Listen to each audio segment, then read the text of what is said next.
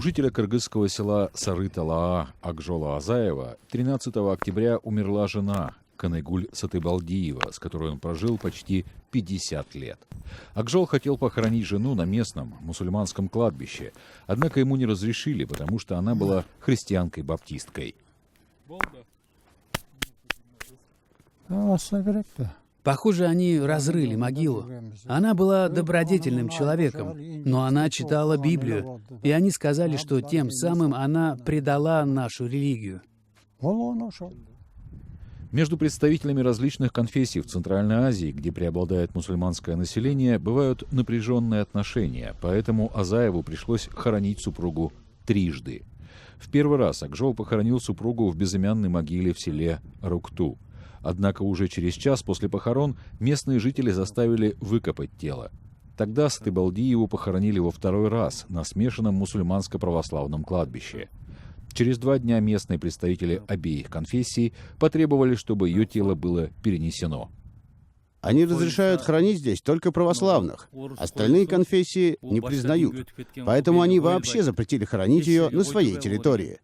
После распада Советского Союза в 1991 году Кыргызстан ратифицировал различные международные конвенции о гарантии свободы вероисповедания. Однако в отдаленных кыргызских деревнях эти документы не имеют значения. Местными муниципальными кладбищами управляют мусульмане, которые отказываются хоронить протестантов. Каждый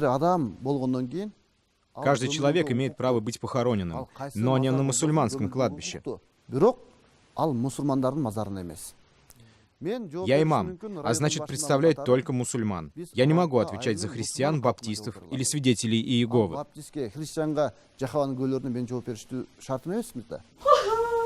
Дочь покойной говорит, что местный имам использовал смерть ее матери для того, чтобы дочь отреклась от христианства и вернулась в ислам. Сейчас она прячет лицо от камеры, боясь травли со стороны местного населения. Они